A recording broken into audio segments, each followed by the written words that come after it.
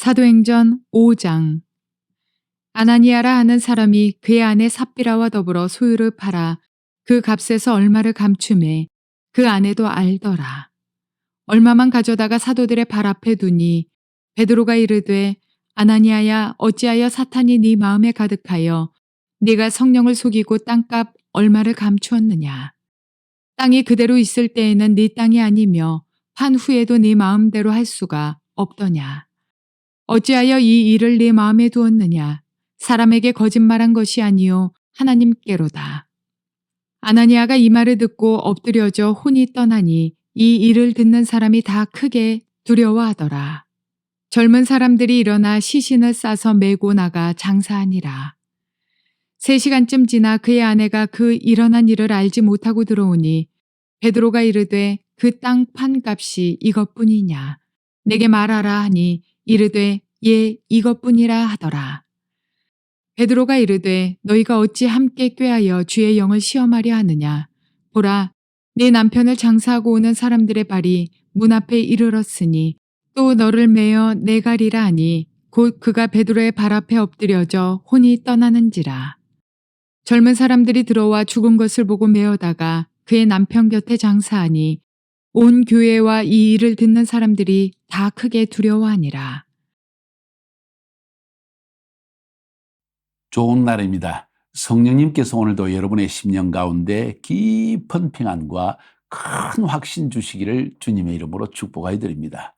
오늘은 사도행전 5장 1절부터 11절까지의 말씀을 통해서 성령님은 교회 안에 거룩과 순결을 요구하십니다 라는 제목으로 말씀을 전해드리려고 합니다. 쉽게 얘기해서 하나님은 교회 안에 거룩함과 순결함이 있어야 된다는 것을 우리에게 가르치고 있다는 것이죠. 무엇을 통해서? 오늘 이 초대교회의 사건을 통해서 가르치기 원하십니다. 어떤 사건입니까? 아나니아와 삽비라의 사건입니다. 사도행전을 읽은 사람들은, 특별히 성경을 읽은 사람들은 그 마음속에 아나니아와 삽비라의 사건을 분명히 기억할 것입니다. 너무나 신기하고 너무나 놀랍고 너무나 당황스러운 경악스러운 사건이 일어났기 때문입니다. 이 사건을 통해서 주님은 막 시작하는 교회가 형식화되거나 거짓의 영이 교회 안에 들어가는 것을 원치 않으신 것입니다. 교회는 거룩하고 순결해야 됩니다. 왜냐하면 지상에 존재하는 하나님을 대표하는 공동체이기 때문입니다. 그래서 교회 안에는 거룩과 순결이 매우 중요하다는 사실을 주님은 이 사건을 통해서 우리에게 전달하기를 원하시는 것입니다. 지금까지 우리가 사도행전을 살펴보면서 이 사도행전은 성령, 하나님의 나라, 정인 이 3가지의 사건을 우리에게 우리의 역사적 사건을 통해서 그 당시에 사도 바울과 초대교회 12사도들의 행적을 통하여서 전달한다고 했습니다. 그래서 1장에서는 성령과 하나님의 나라, 2장에서는 성령님과 교회, 3장에서는 성령님과 표적, 4장에서는 성령과 담대함, 복음 전파의 담대함, 오늘 5장에서는 성령과 거룩함, 그리고 성령과 핍박, 이런 제목으로 우리가 제목을 쉽게 잡을 수가 있을 것 같습니다. 그래서 오늘 본문 1절부터 11절까지의 말씀은 주로 교회 안에 거룩함을 요구하시는 하나님의 메시지가 담겨져 있고, 12절부터 마지막 절까지에서는 교회의 성령의 역사로 말미암아 세상 가운데 하나님의 나라를 확장하게 나가는 교회를 세상은 반드시 핍박한다. 성령님의 역사가 나타나는 곳에는 반드시 핍박이 있다 하는 사실도 우리에게 전해지고 있습니다. 오늘의 핵심은 성령님과 거룩함이기 때문에 오늘 본문으로 들어가서 이 말씀을 통해서 우리가 마음속에 깊이 하나님이 주시는 메시지를, 계시의 음성을 들을 수 있기를 바랍니다. 1절부터 한번 살펴볼게요. 아나니아라는 사람이 그 안에 삽비라로 더불어 소유를 팔았습니다.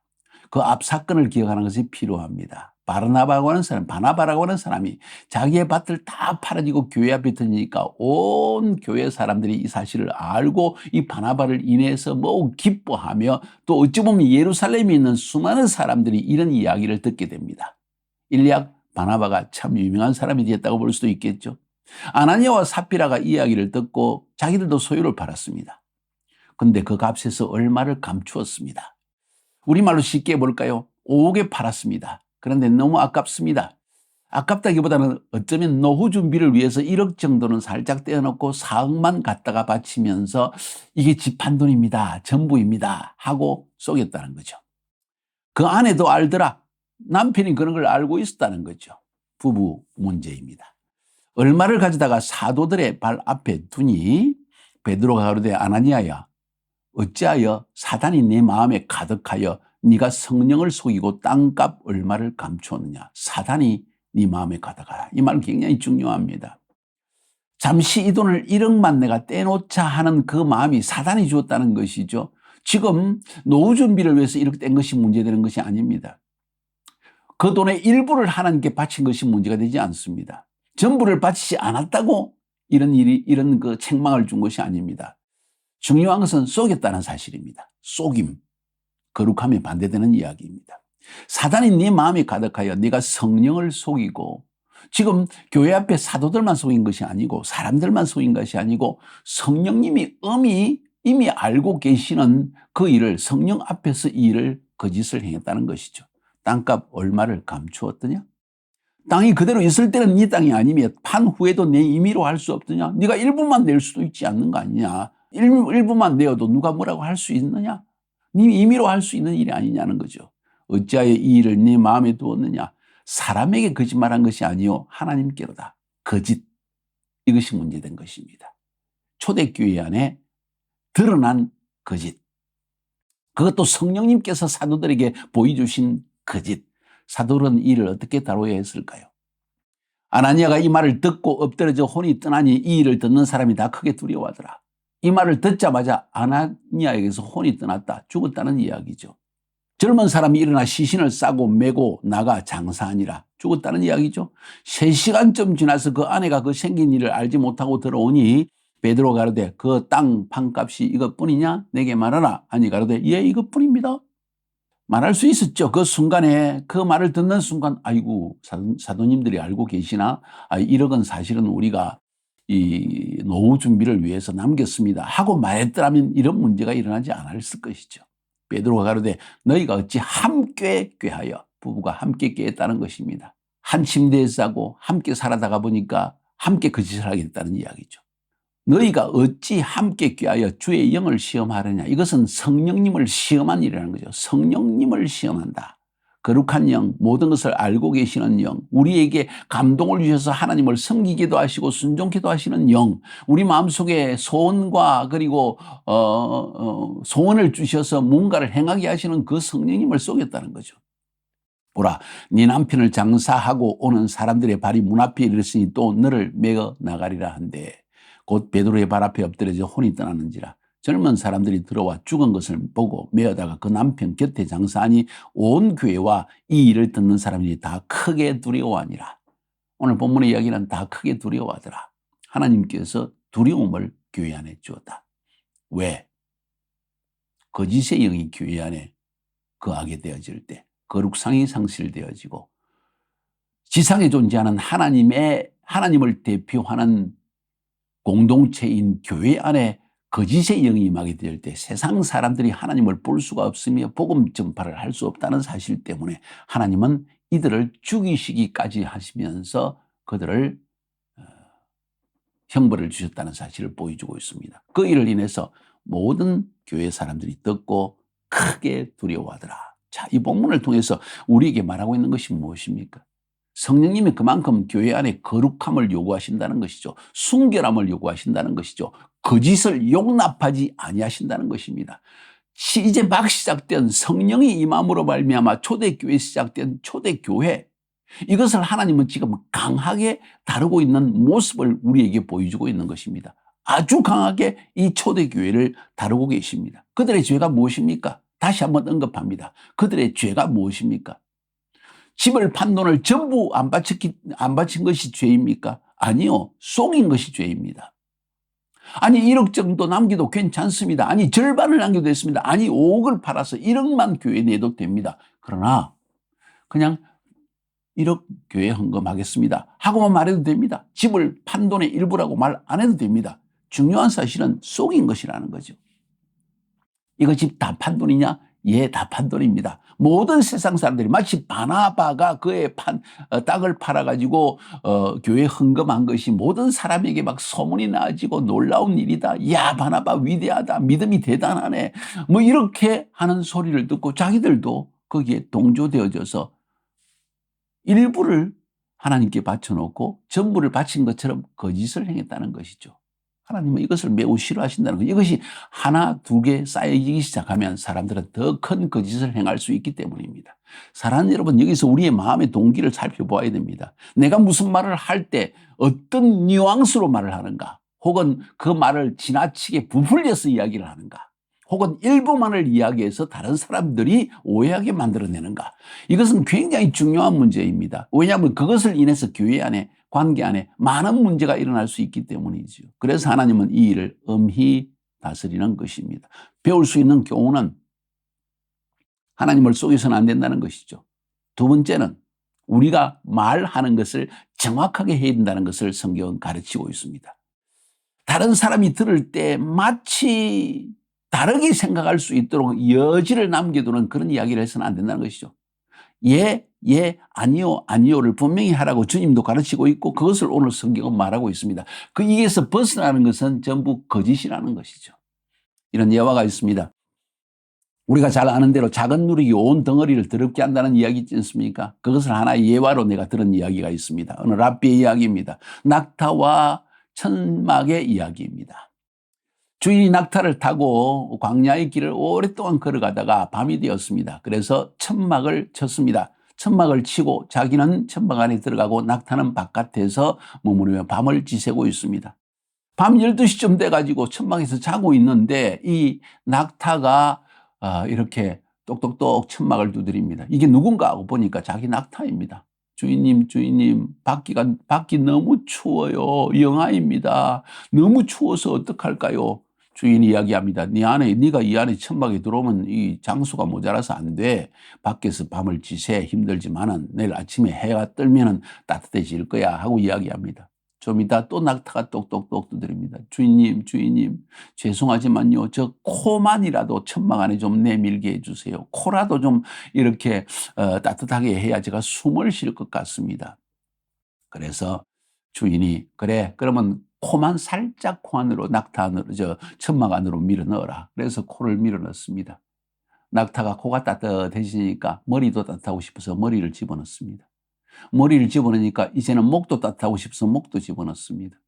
목을 집어넣으니까 이제 몸도 좀 따뜻하고 싶어가지고 몸도 집어넣습니다. 결국은 주인을 쫓아내고 낙타가 천막 안에서 자더라는 이야기입니다. 뭔 이야기를 하고 있습니까? 조그마한 누룩과 같은 죄악이 온 교회를 더럽힐 수 있다는 사실을 성경은 이야기하고 있는 것입니다. 작은 거짓이, 작은 죄악이 엄청난 재앙을, 파멸을 가져올 수 있다는 사실을 가르치고 있는 중요한 예화 아닙니까? 매우 중요한 이야기입니다. 이거는 지금 어느 랍비 이야기이긴 하지만은 성경 안에서도 이와 유사한 이야기를 우리에게 전하고 있습니다. 아간의 이야기입니다. 아이성을 함락할 때 하나님께서 말씀하시기를 아이성 안에 있는 모든 것을 다 파멸해라. 전리품에 손을 대지 마라. 다시 말해서 전쟁에 승리한 자들이 패배한 자들에게 모든 전리품을 빼앗지 않습니까? 그런데 전리품에 손대지 말고 전부 불태워버리라 라고 이야기했습니다. 이스라엘 백성 가운데 아간이라는 사람이 그 이야기를 들었지만은 너무나 그 전리품이 아깝습니다. 그 중에서 얼마를 숨깁니다. 시날산 외투 한 벌입니다. 가지고 오시겠죠? 은 200세겔, 금 50세겔, 큰 돈입니다. 이걸 그냥 버리고 이것을 다 파멸한다는 건 너무나 아까운 일입니다. 그래서 그걸 살짝 숨겼습니다. 그 아간의 범죄 때문에 결과는 뭡니까? 이스라엘 공동체 전체가 아이성을 함락하는 데 실패하고 수치를 경험하게 되어집니다. 여리고성을 함락했을 때 이야기죠. 그리고는 그것 때문에 아이성의 점령을 실패했다는 이야기입니다. 이거 우리에게 주는 큰 교훈이 있지 않습니까? 공동체 안에 조그만 죄악이 공동체 전체를 파멸에 이끌 수 있다는 사실을 이야기하는 것입니다. 우리 교회 안에도, 여러분이 카이로스 공동체 안에도, 우리 기독교 공동체 조그마든 크든 상관없이 그 안에 조그만 거짓이 드러나기 시작할 때 그 거짓을 탐지하고 그것을 느낀 다른 사람의 마음속에 그 사람에 대한 신뢰가 사라지기 시작하고, 신뢰가 없기 때문에 그 관계성은 깨어지기 시작합니다. 혹은 그 거짓 때문에 하나님께서 이 공동체를 다루기 위해서 하나님께서 큰 징계를 주실 수도 있습니다. 그렇게 되면 공동체 전체가 고난을 당하는 것이지요. 오늘 성경은 그것을 이야기하고 있습니다. 여기서 한 가지 더 언급하고서는 이 비극의 원인이 어디에 있을까요? 한번 생각해 봅시다. 하나님보다 사람을 더 의식한 아나니와 삽비라의 행동 때문입니다. 앞부분 우리 4장에서 바나바가 사람들의 인정을 받는 것을 보고 너무나 부러웠을 것입니다. 아나니와 삽비라는 바나바와 같이 인정받고 싶은 마음, 사람에게 인정받고 싶은 마음 때문에 하나님을 속였습니다. 하나님께 인정받고 사람에게 인정받는 것을 내려놓았더라면 거짓을 행치 않았을 것이죠. 그래서 요셉이라는 사람이 그 선행 때문에 바나바리라 칭함을 받고 사람들의 인정함을 받는 것 보고 자기들도 이렇게 헌금을 하면 사람들이 와 하고 대단히 높이 생각할까 봐 결국 이 인정 욕구 때문에 사람에게 인정 욕구, 지도자에게 인정받고 싶은 마음, 사도들에게 인정받고 싶은 마음 때문에 조그만 자기들이 생각에는 조그만 것입니다. 주님께 헌금했지 않느냐, 큰 돈을 헌금했지 않느냐, 나는 일부만 떼었는데 하는 얄팍한 마음, 그 순간에 잘못된 생각 때문에 그만 거짓의 영이 그들의 마음속에 들어오는 것을 허락했고 성령님을 속이는 것을 허락했고 교회가 파멸되는 길을 가는 것을 허락했다는 것입니다. 하나님은 다행스럽게도 이 일을 인해서 초대교회 공동체 전체를 벌하기보다는 아나니아와 삽비라를 벌하심으로 모범을 삼기를 원하셨습니다. 이 모범을 통해서 지금 이 본문을 읽는 우리들의 마음 속에서도 하나님은 거짓을 싫어하시는구나, 교회 안에 거룩성을 요구하시라는 사실을 깊이 깨닫게 되어집니다. 부부관계에서도, 자녀관계에서도, 부모와의 관계에서도, 우리가 직장생활 가운데서도 분명히 예와 예, 아니오와 아니오를 분명히 할 수 있는 그런 참된 마음, 진실된 마음, 순결한 마음을 지니는 것이 굉장히 중요하다는 것이죠. 우리가 공동체에서 사역을 행하다 보면 결국 팀으로 사역하는데 팀이 깨어지는 가장 중요한 일은 무엇인지 아십니까? 신뢰가 사라지기 때문이다. 왜 신뢰가 사라집니까? 거짓의 영이 설금설금 들어왔기 때문입니다. 이거 매우 우리가 주의해야 되는 이야기입니다. 두 번째 이유, 이 비극이 일어난 두 번째 이유. 첫 번째 이유는 하나님보다 사람의 인정을 더 받고자 하는 아나니아와 삽비라는 마음 때문이다. 두 번째는 부부관계 문제입니다. 부부는 서로 보완해주는 부부가 되어야 됩니다. 남편이 잘못할 때 아내가 지적해주고 아내가 잘못할 때 남편이 지적해 줘야만 했습니다. 아나니아가 혹은 삽비라가 그 돈의 일부는 우리 남겨놓고 우리 다 판 것처럼 이야기합시다 하고 이야기했을 때 부부 중에 일방이 삽비라나 아나니아가 둘 중에 한 명이 여보 그러면 안 돼, 그거 거짓이잖아 하고 이야기를 해야 되는데 그러지 못했다는 것이죠. 오히려 이 일로 말미암아 이들은 함께 죽음을 자초하고 말았다는 것입니다. 회개할 수 있는 기회가 부부 일방을 통해서 올 수 있다는 거예요. 여보 그러면 안 되잖아요, 이거 잘못된 거잖아요 했을 때 회개의 기회가 마음속에 아이고 이 하나님께 잘못된 것이지 하고 뉘우칠 수 있는 기회가 있는데 이것을 놓쳐버렸다는 것이죠. 부부관계 문제 심각합니다. 세 번째, 이 이름의 문제를 살피면 아나니아는 하나님은 은혜로우시다는 뜻입니다. 그런데 이 은혜의 하나님을 속이고 말았습니다. 경솔하게 생각했습니다. 그 값에 얼마를 감추었다, 자신을 위해서 얼마를 떼어두었다, 이런 이야기죠. 삽비라는 이름이 아름다움이라는 뜻입니다. 이름대로 되지 못했습니다. 아름답지 못하고 억울해하게 되어졌습니다. 비참하게 되어졌습니다. 하나님이 오늘 본문을 통해 주시는 메시지가 무엇입니까? 거짓은 감추지 못한다.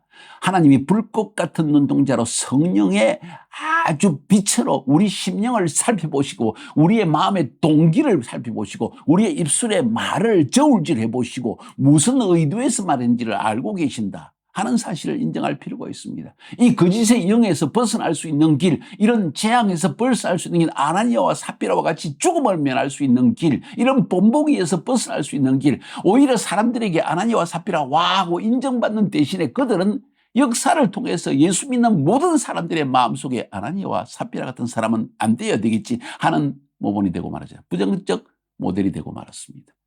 벗어날 수 있는 길은 있었습니다. 뭘까요? 회개이지요. 회개하면 성령님이 용서해 주시는 거죠. 사도들이 이 말을 물었을 때 네 이 돈을 얼마를 왜 감추었느냐, 성령을 속이려면 당장 아나니아가 회개했더라면 삽비라도 역시 이야기를 듣고 네 남편이 가져온 돈이 집 한 돈 전체이냐 할 때 아닙니다. 사실은 일부를 떼어놓았습니다. 우리 노후를 위해서 남겨두었습니다. 하고 이야기했더라면 이건 회개의 출발점입니다. 이로 말미암아 그들은 용서받을 수 있는 길이 있을 것입니다. 그런데 그러지 못했다는 것이죠. 그래서 하나님은 이 거짓을 제거하십니다. 왜? 이 거짓이 제거되지 않고는 교회가 세상 가운데서 빛과 소금의 역할을 감당하지 못하기 때문이죠. 이런 거짓이 계속될 경우에 교회는 형식적 교회가 되어지고 세상과 다를 것이 없는 세상이 비난하는 교회가 될 것이기 때문입니다. 얼마나 많은 하나님의 교회들이 오늘날 비난의 대상이 되고 있습니까? 믿지 않는 사람들이 교회를 손가락으로 지칭하면서 이 교회 믿는 놈들이 저런다니 이런 이야기를 듣지 않습니까? 그것은 우리 속에 시작할 수 있다는 거예요. 우리의 잘못된 동기 때문에 사람에게 인정받고 지도자에게 인정받고 사람들에게 와 하는 소리를 듣기 위해서 거짓을 행했다는 거죠. 나의 허물을 감추기 위해서 나의 거짓을 회개하기보다는 그것을 감추고 모면하기 위해서 얼렁뚱땅 하는 이야기. 이 결국은 거짓의 영이라는 거죠. 오늘 이 메시지를 듣고 여러분 마음속에 찔림이 있다면 회개하고 고백하고 그리고 용서함을 받으시기 바랍니다. 거룩성을 회복해야 합니다. 이것이 오늘 메시지의 중요한 내용입니다. 함께 나누시면서 은혜 받으시기를 바랍니다. 승리하십시오.